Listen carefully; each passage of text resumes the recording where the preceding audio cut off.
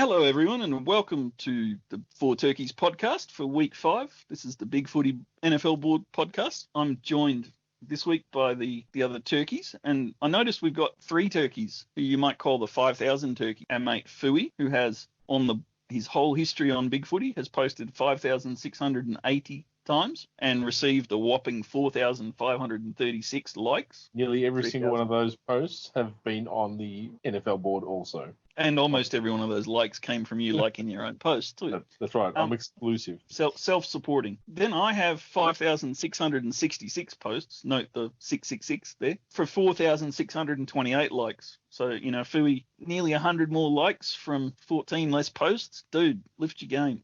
Only because you're a mod. Well, there's that too. And we will talk about that in a second. Then there's Brasher, who, in his pearls of wisdom, has posted 5,879 times on Big Footy for 5,550 likes, nearly at the 1-to-1 post to like ratio. So well done, Brash. You got some quality there, mate. Yeah, I think in fairness, because I don't participate in a lot of the game day stuff and a lot of the drafting stuff now, that how you going to get a like for drafting Colin Kaepernick? So, but yeah, I'm proud of that, and I hope to keep that record. And the only way to sustain that ratio is by not posting anymore. That's right. You hit your peak, so just don't add to the posts, and the likes will gradually come as people dredge up your posts from 13 years ago. But in fairness, that's 5,000 posts in 14 years. What blows me away is some of the people that can get up to 65, 70,000 posts. Do those guys even have a life? Or maybe he's a mod with super mod powers. Because speaking of that, we have Sir Blackie with 43,083 posts for 60,972 likes. What's up with that, Blackie? Don't you have a life? Congratulations, Blackie. You win the internet. I'd just like to highlight that I have been on there longer than Brasher has. It's been earned over time. So, Blackie, which one of those likes is your favourite? I think probably the one that you gave me when we won the Super Bowl a few years ago. Nice. That's probably closest to my heart. Oh, excellent. He's printed it and framed it, and it's on the bedroom wall next to the wife's photo. So, as you know, on this podcast, the panelists are pretty close, and we look out for each other. And as you know, Fooey's had a bit of a rough time because COVID drew a dramatic sudden end to the old buffet experience. So we all got together and we supported our mate Fooey, and we came up with the buffet segment, and we're doing what we can to keep him positive and happy. Bring it back. And yeah, we're working on it, mate. Definitely not bringing back the banquet, definitely the buffet. But then when I was editing last week's episode, it became apparent to me that one of our other panel members is seriously stressed out. They're putting up a brave face, but their AFL team, and I know this is primarily an NFL board podcast, but it's really clear that their AFL team's struggling a bit, and they can't really sort of hide that too much longer, I don't think. It's not called Big NFL, mate. That was good. Thank you for that. The red in their AFL jumpers not shining as brightly as it normally does. And this particular panel member is really struggling with their lack of success. So that led me to start thinking about what we could do to help out. And, being a fan of the Philly sports franchises and Fremantle, you would think that I would know something about losing, and I do. But this case clearly exceeds my professional expertise, clearly far beyond anything I can cope with. So I started a nationwide search for somebody that could help out. And, pretty limited criteria. They need to understand AFL and be able to help out, help rebuild this panel member's confidence in his team, but also understand other sports, including NFL, and help put a bit of perspective around the difference between the little bit of pain this guy's going through at the moment and what real pain of sustained losing is all about. And I thought I had somebody from Sydney lined up, but then that fell through at the last minute. And so I went international. And without any further ado, I'd like to welcome to the podcast our first international guest, calling us at 3:30 in the morning his time. Please welcome American Crow to provide support to our panel on losing. How you going, American Crow? I'm doing well, and I appreciate the warm introduction. And you're absolutely right. There is nobody that you could have found that is a better expert at following losing teams than myself with all the Cleveland teams I follow. So thank you for that. And all I can say to Brasher is that as bad as it looks for the Crows this year, he can take full faith in the knowledge that it will take another 25 years sustain losing to even begin to approach what the Browns have managed to do. So you've correctly deduced that it is Brasher that's the focus of my concern, and I think we've all got to band together and it's a perfect way to put it there, American Crow. Brash, things are bleak for Adelaide. You just lost to Fremantle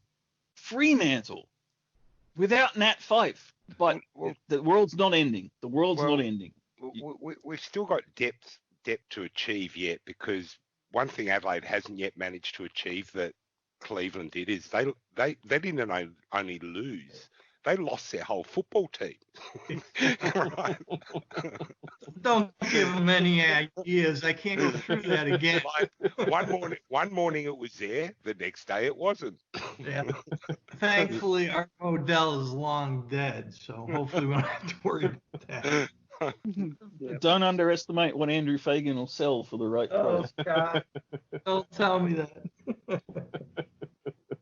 It's okay. They don't have that kind of power yet. I think, sadly, instead of supporting Brasher, I've managed to start crushing American Crow. No, but isn't that how to feel better 101? Make someone else feel worse than you. Don't worry, I'll be trying that all through the podcast. One of the things, in all seriousness, when I sat there and I looked at the link between the Browns and the 49ers, and one of the things that really stands out, particularly in the modern era, is how lucky your two teams have been to have loyal, incredibly talented Hall of Fame players who've stayed with your whole team for their entire career and haven't, in this modern era of free agency, they haven't taken the big bucks to jump ship to some other team. So there's some great tackles around the league, but not very many have spent their whole career at a single team. And of course, you guys have got the two Joes, Joe Thomas and Joe Staley, truly outstanding individuals who've really held together your team offensive lines for well over a decade in each case. Is it fair to say that the offensive tackle position is one of the least highly rated positions in the league? I think the percentage of the salary cap spent on tackles suggests otherwise. Isn't the most important player on the field the quarterback? The second important player is the guy that protects your franchise quarterback's back. I think they're all pretty high. If you got a good one, especially a left tackle, if you got a good one, they're very well paid, and I wouldn't think for 1 second that they're underappreciated. Except unless if you play for Seattle. Other than that, I think pretty well everywhere they look for marquee players that tackle. Brash, could you just, for the benefit of our colleague, just define what a franchise quarterback is, just for our new guest? Oh yes. I guess Bernie Kosar would be the most recent one that I can think of that American Crow might be familiar with. Yeah. Yes, from my youth, absolutely. Yeah.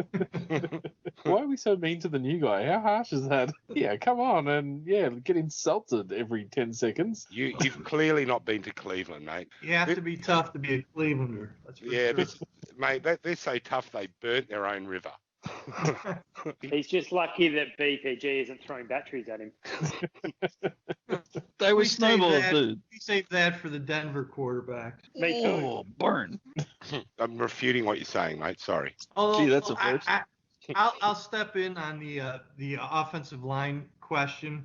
I think in the last few years, probably the last decade or so, offensive linemen have been more valued, but I think you could make an argument that there were stretches where teams viewed offensive linemen almost interchangeably. They could just plug somebody in. I think it's only in the last decade or so that you see real emphasis on offensive tackles going in the top 5. Joe Thomas was number 3. Andrew Thomas was in the top 5 this year. So I'm not sure that 20, 25, 30, 35 years ago you really saw a lot. There were some, but not a lot of offensive tackles that would even go in the first round. I know the Browns, back when we had decent teams in the 80s and 70s to some degree, Doug Deacon was not a first-round pick, and he was the left tackle that filled in for a lot of years and was the end of his career was the beginning of Bernie's career. So I think to some degree it is accurate to say that tackles weren't always, and offensive linemen weren't always as valued as they are nowadays. If we're going back that far, can we just make sure we're not talking about Tony Mandarich, please? Yeah, right. I would say I kind of think they potentially are slightly overvalued, but I don't think it's right that they're one of the least valued positions. I think they would be top 3 with quarterback and pass rusher. I do think, and not to stick the knife in further to American Crow, but I think, Joe Thomas can show that you can play at a Hall of Fame level and, not elevate your team. I'd say they potentially are nice to have. If you've got a franchise quarterback, I think they become a lot more valuable than if you are on a quarterback search. Having a lockdown left tackle for a number of years is definitely a benefit to teams, but I also think that right tackles are becoming more and more valuable.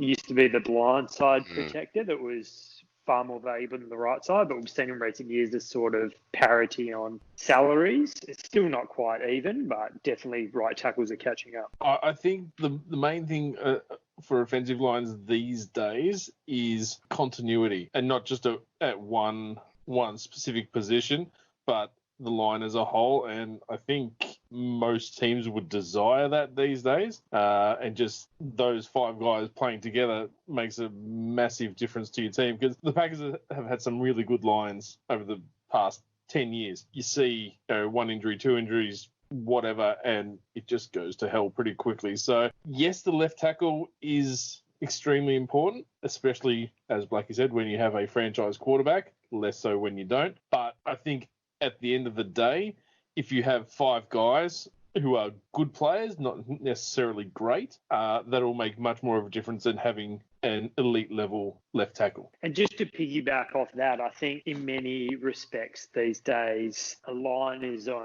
only as good as, I guess, the worst player that is on that line.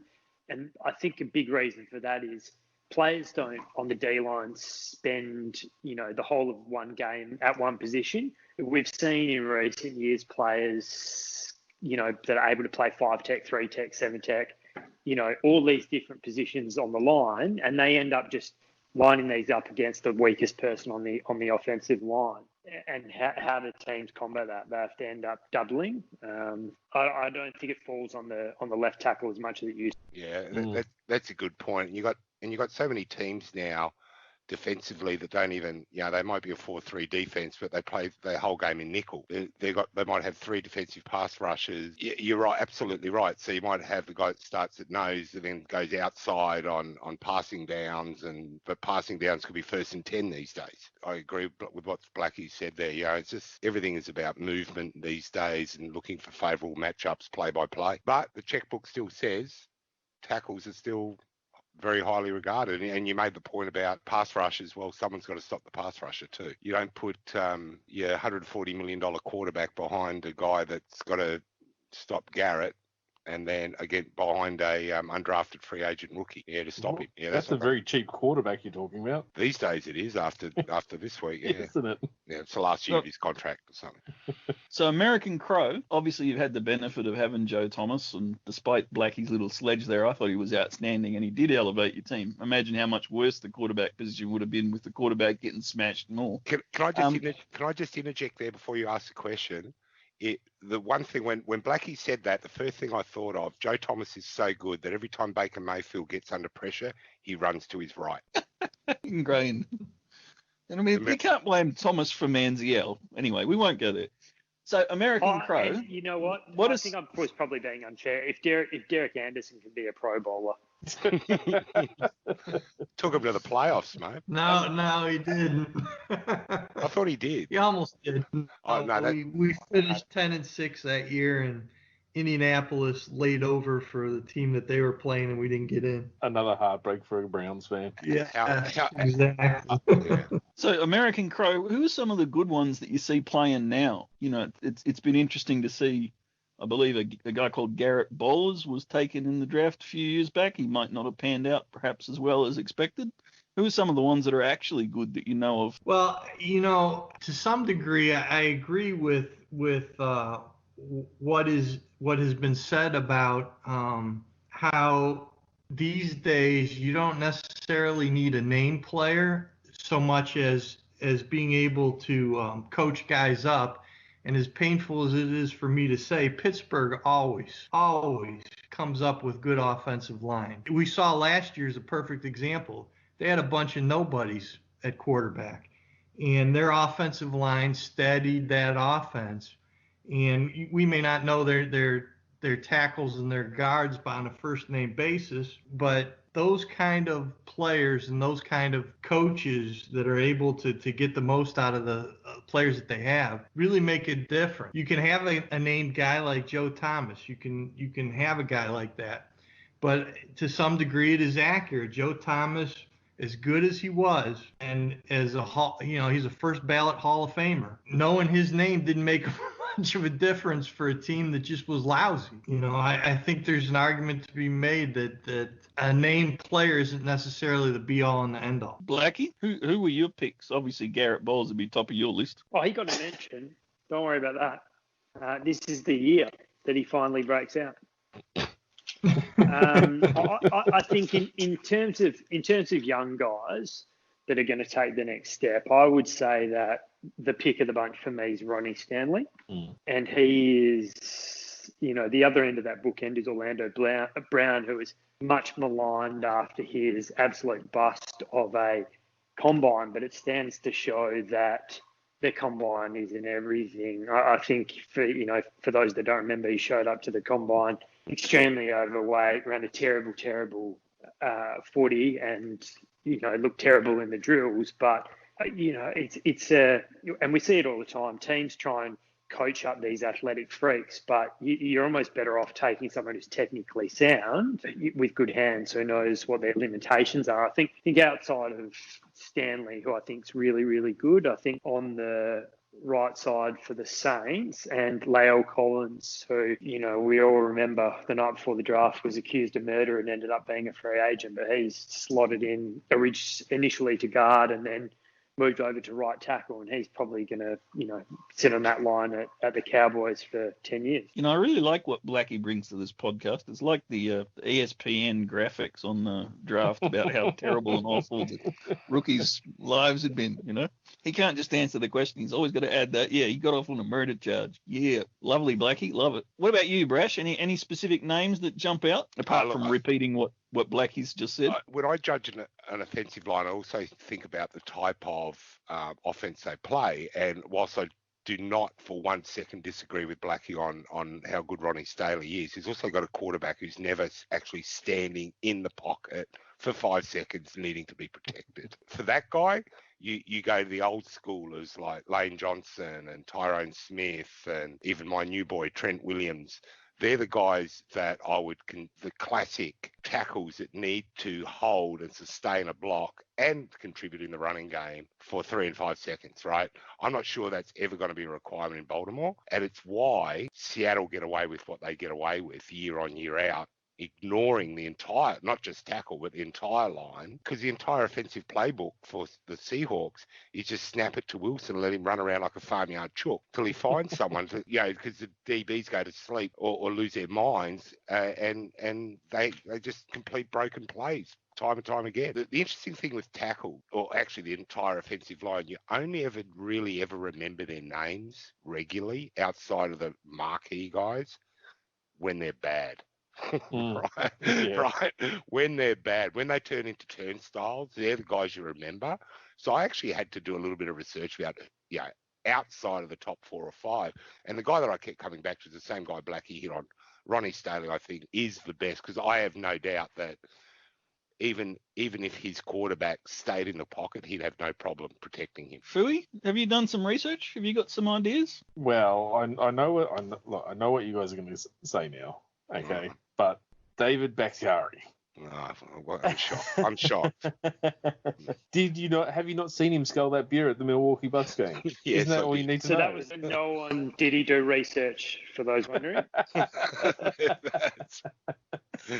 In all seriousness, though, anytime I see him on the injury report, I just fear for my own sanity and Rodgers' safety, to be honest. I never like seeing him. Well, I don't like seeing anyone on the injury report unless they're a Dallas Cowboy. But him especially, it's always a worry because he's fundamentally almost perfect.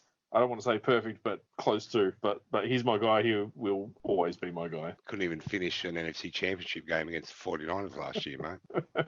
Shows how perfect he was. Zing. Well, I really only have one name for all of you, and I'll be interested to see if any of you remember it. Danny Watkins. The 34-year-old fireman taken in the first round. Yes, who in preseason decided he was happier to hang out with the Philadelphia firefighters voluntarily than go to training with the Eagles. Chip Kelly, first round pick, ladies and gentlemen. How did the Browns miss on him? Philadelphia put picking first. He was worried that your river was going to catch fire again, so that's why he stayed away. But he's a firefighter, isn't that what he was? Firefighter, that's what he was. Perfect for us.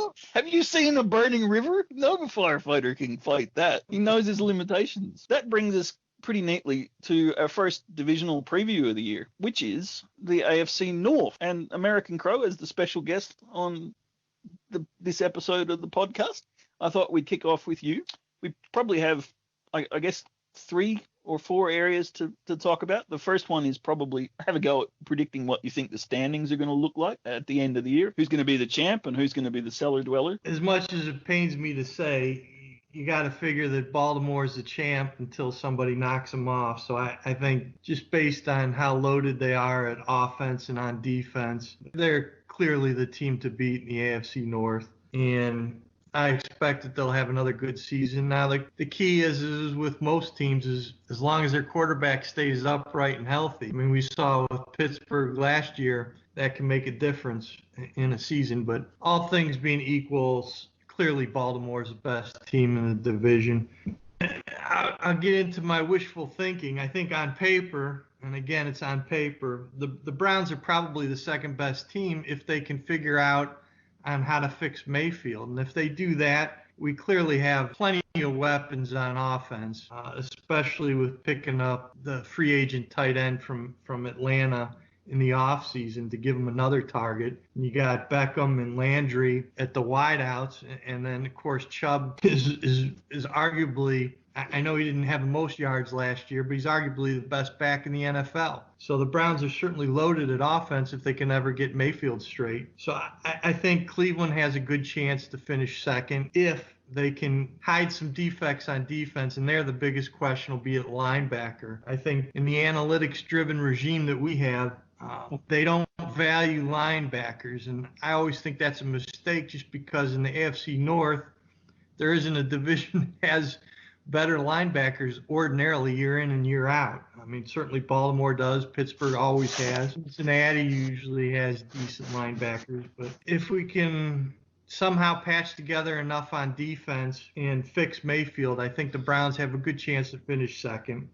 The Steelers, it's all going to come down to Roethlisberger. If he returns to form off of surgery, and I think that's a big question mark, especially at his age, they'll be neck and neck with the Browns and the Ravens for supremacy in that division. But if he goes south, we saw what they look like. They look like a pedestrian team at best. But for now, I'd have them finishing third. And then Cincy, it's a rebuilding team. As much as they're excited to have Joe Burrow, and as great as he was last year at the collegiate level, I think we all understand that even the best of the best often struggle in their first couple of years in the NFL. So I would say that they're probably the team most likely to finish at the bottom.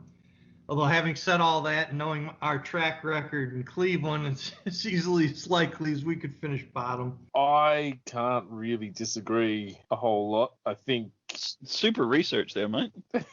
Just agree with everyone else. That makes sense. But my only question mark on the Ravens this year is, can Jackson duplicate what he did last year? Obviously, will be a bit of a target on his back. No financial gain for anyone, don't worry. But yeah, he obviously, if no one slows him down, they're just going to meet Kansas City in the conference championship game again, and who knows what. But yeah, I can't see anyone else in that division playing well enough or having enough talent to overthrow, even if Jackson does take a slight backward step. So yeah, they're too good all round to be beaten at the moment, I think. Second, yeah, who can guess? It could be Cleveland, it could be Pittsburgh, it probably wouldn't be Cincinnati, but stranger things have happened. Hang on. For the last 2 weeks, you've told us non-stop that Burrows is already a Hall of Fame quarterback, but now you're not backing him when the... Really? Fine. I think Fui's point is that it probably takes a career, and that will probably give him a red shirt for his first year as far as his Hall of Fame career goes. Yeah. Stop helping I him thought it out, was because Brad. he was going to get to a good team first. Yeah, he'll be a Hall of Famer, just not with the Bengals. No, he will be. I promise.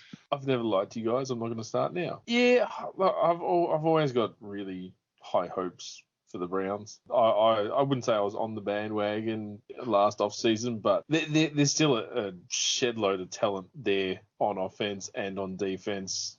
Despite what Myles Garrett seems to have done, he's still one of my favorite players, I reckon, and he is such a force. Hey, American Crow, bad news. Yeah. Fui's on your bandwagon. Mate, you're fucked. You're done. There's so much talent there. So in the defensive backfield, I mean, probably a little bit weak at linebacker, but still not horrendous. But yeah, there's a lot of talent there, and if they can get it all together, they could, and well, let's be honest, they probably should give Baltimore a run for their money this year. I'm going to go out on a limb and say the Bengals will finish third in that division. Believe me, they're on the rise, on the arm of Joe Burrow, nonetheless.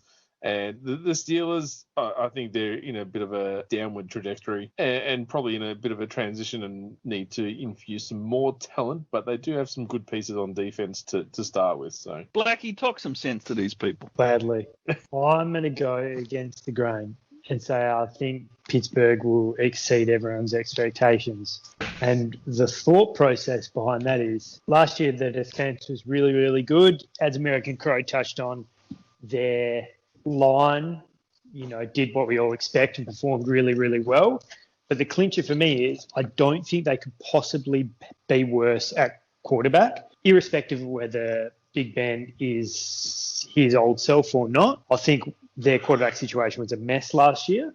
I also think they added some pieces to the backfield that I guess add an extra dimension to what Connor provides. They've got some speed in the backfield. I think Juju had a really down year as well. I think there's a lot of upside for these guys, and I wouldn't surprise me if they challenged the Ravens. I think the only caveat is I can't fault anything the Ravens have done in the off-season. They haven't really lost anyone. They traded Hurst, but Andrews is their main man at tight end. I think they had one of the better drafts. As we've touched on, it all hinges on what Lamar can do, and we've seen a few chinks in his armour in the playoffs, and I do wonder if teams potentially key in on some of the things out of that, and he maybe takes a step back. I think I'm a big believer in Baker Mayfield. I think he's going to come good this year. So it wouldn't surprise me if the Browns ended up a wild card. I do think the Bengals are going to probably struggle. I think Burrow will be fine and he's going to a decent supporting cast. But I think, as we've touched on, with probably a condensed preseason, it's not going to help a rookie quarterback at all. Hey, American Crow, I got some more bad news for you. Not only is Fui on the bandwagon, but Blackie's back in Mayfield. Mate, you're going 0-17, 0-18. Yeah, I think you're right. And the problem with Blackie's assessment is I don't think he's seen pictures of Roethlisberger lately. I know you guys will remember Jared Lawrence and the quarterback from Kentucky, and it looks like Ben ate Jared. So I'm not as sold that he's going to be something that you could count on this year, but we'll see. Do you think they're going to have to start calling him Pig Ben? Yeah. Well, in Cleveland, they call him a lot worse than that. So I have seen the photos, and he was actually a little bit offended that people were calling him fat off the back of those, and he tried to claim that it was just because he had a beard. Yeah, right. I guess the proof will be in the pudding. It will be interesting to see how he plays, but you also got to wonder if everything that's happened this offseason is going to hurt teams like Cleveland in that they have a new head coach and it's been difficult maybe to instill and install the things that they want to do. In relation to Pittsburgh, Ben probably was going to play himself into shape over the training camps and the OTAs and the things that they couldn't do. So I guess I'd throw out there, do you guys think that the fact that everything has changed so much is going to maybe allow teams like Baltimore, like Kansas City, those sorts of teams that have established systems and their players all know what they're doing and aren't playing into shape and those sorts of things, it might, I think on balance, it does swing divisions like Cleveland's division to Baltimore. Because there's just so much uncertainty over everything that's going on this summer. I think that's fair. I also think, I hate to say it, but I think the season could easily be decided by injuries. I think we've seen it in the AFL, especially that without the training and everyone getting their bodies to peak performance, it just results in soft tissue and ACLs and things. I think over the weekend in the AFL fixtures, there was just countless injuries, and you can attribute it to the pandemic and the lack of training. Yeah, and Adelaide are good examples of that with the weak hearts. And you get one win, and you're running with it. Is that how it works? Damn straight. You're very lucky I didn't bring Southern Takeover on as well, just for the shits and giggles. Get him on with Chisholm.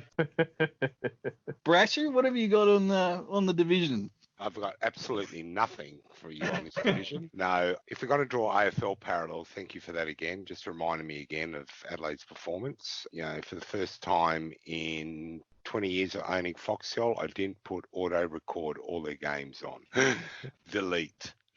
No reminders, nothing. The Browns remind me a lot of modern day Carlton, a team that never quite works out who they want to be when they grow up. I think similar to Carlton in the AFL, I don't think it's a team that's done as little with as much collateral they've had with salary cap, with draft picks. I'm hoping Baker Mayfield works out, because what would that be? Like American Crow, how many first round quarterbacks would that be in a row? 5, 6?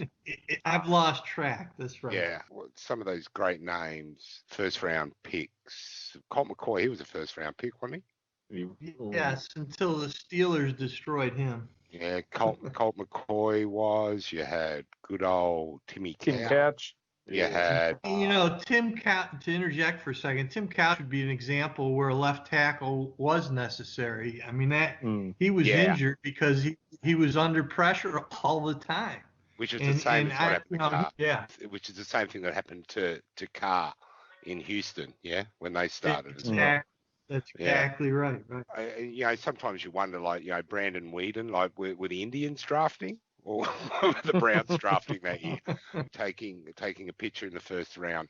They've got all the pieces there. Same as Carlton. You look at that Carlton roster, and it's all there. And all of a sudden, the last couple of weeks, they don't look so good. And that's sort of like how the Browns were last year. And you think, okay, what's missing? We're supposed to get this good coach. We sorted out our front office. We're performing well off the field, or so we think, or so we're telling everybody, and we've got a reasonable roster, but we can't win games. And, they won the off-season last year, going into 2019, and laid a big donut on the season. I think they could finish as badly as 4th in the division. I could see them challenging the Ravens as well. It's all about them putting it together. I think, as everyone's already said, I think Cincinnati's probably 1 or 2 years away. Rookie quarterbacks, there'll be Sports Center highlights and lots of fanfare that always surrounds the first overall draft pick, particularly quarterback. But I think they'll struggle, and they'll probably be at the foot of the division. And then it gets down to what Pittsburgh show up for this year. And by the sounds of it, what you guys already told me about Ben Roethlisberger, maybe the buffet is still well and alive. I just don't quite understand, and I do have to challenge some thoughts about how good their offensive line is, because they had 0 quarterback play last year, and they've ranked, I think from recollection, in the bottom 2 or 3 at running the ball in the last 2 years. I think 29th and 31st in the last 2 years as far as yards gained. So if they're not running the ball and they're not protecting or getting good quarterback play, then what's the point of the offensive line at all? And Baltimore seem to just have pretty well just retooled. I think similar to probably what Kansas has done, the 49ers and a couple of others have probably just replaced one piece with a comparable one. And so they're the champions until someone proves otherwise. I think Baltimore win it from a fast finishing roly-poly Steelers, and then probably Cleveland, and then Cincinnati. So even better news for you. Brash has written you off, which means you got every chance of winning the division, American Crow. That'll work, right? We'll start with Blackie, just to finish the episode off. Got a couple of quick questions. Can you see any coaching changes? Is this the year that the Steelers finally change their coach, for example? And who's your sleeper player from the division? Who's the lower profile but more important player in the division? Yeah, that's a good question. I think coaching changes, I can't see it happening across any of the teams, to be honest. I think Cincy's probably expecting a bad season. I can't see Pittsburgh not improving on last year, and that's what they'll be looking for. I think, obviously, the Ravens are going to do what the Ravens do. I think even if they have a bad year, Harbaugh got enough capital where he'll be fine. And I think the Browns are probably just looking for some continuity, but they're always a wild card.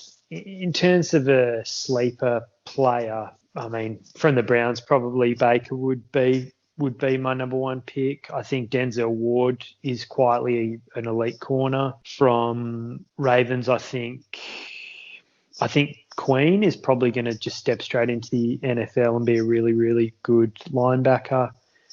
I think from Pittsburgh, I don't think Fitzpatrick's underrated, but I think he'll continue to play at an extremely elite level. I think Juju will have a bounce back year. And from the Bengals, probably pass on that one. No, I think Sam Hubbard. In fact, he's probably my sleeper player across all four teams. I think Sam Hubbard is poised for a borderline all-pro season. Coach question as well? Both questions. Coach is out anywhere? And who's your sleeper player? Note that I asked for one player across the division, not 97. As for coaches, I don't think there'll be any changes. It's all kind of still too new. Maybe Omar Epps might get a film role somewhere and might have to leave. Who knows? But I'm sure they'll find someone else that might be able to fill his position. I don't think there'll be any. Everyone's pretty safe at the moment. My sleeper player for the entire division, not for every team, at every position, is Tyler Boyd from Cincinnati. He's shown flashes the last few years, and hopefully someone now decent at quarterback, he could possibly flourish. See, this is why Blackie has 40,000 posts, because he just can't help himself. You ask him for one thing and he gives you 40. I gave Hubbard. Eventually. Thank you, Fu. We appreciate your contribution. Coach is on the hot seat. I reckon I'm going to disagree with the other guys. I reckon there are a couple. I think Doug Marrone's on the hot seat. Jaguars. Can someone explain the rules again? Coach on the hot seat in the AFC North. Oh, in the AFC North. Oh, fuck me. None of them. What a shit question. And your sleeper player for the division? For the division, AJ Green. Everyone's written him off. See how easy that was, Blackie? So what do you think, American Crow? Any coaching changes? Your sleeper player? I think we can all put our money down that the Browns will be firing their head coach at the end of the year. No, we're being positive this year. I think that's a lock, right? I mean, certainly the last few years, that's a definite lock. All kidding aside, I do actually think that Steelers will be making a change at the end of the year. I've spent time, unfortunately, working in Pittsburgh on occasion, and you would think that he was the worst coach in the league. So all things being equal, if there is a change, it will be in Pittsburgh. As to the sleeper, I'm going to go with a rookie. I'm going to go with the Browns, and it's going to be a guy that probably none of you would think, but it's Jordan Elliott, the defensive tackle they picked up. And the reason why I think that he'll be a bit of a sleeper is because of who's sitting at the ends. And when you got guys like Myles Garrett at one end and Vernon at the other end, I think he has a chance to do some special things as a rookie on the defensive line. That all sounds very good. Thank you very much for joining us, American Crow. We'll move on to the next part of the podcast with the buffet and the tea game. Did anybody else want to add any late thoughts before we finish up the AFC North discussion? Yeah, I've got a few more sleepers. We'll all be sleepers if you keep up with that rubbish. And I do have to say that listening to you guys talk about all those various issues on the offensive line just reinforces for me how lucky you, Brasher and American Croata, have had the two Joes, to be able to watch them play. Really, really was pretty special. I mean, and you're very lucky too to have them have such appropriate. I mean, because I reckon a Joe is a really great name for an offensive tackle. It suits the personality. Not so good for a quarterback, which is why Joe Montana is probably the exception to the rule. I don't think Joe Burrow is going to be that good. But just imagine if the offensive tackles first names were different. Like if they were Owen, like 0-8, 0-16.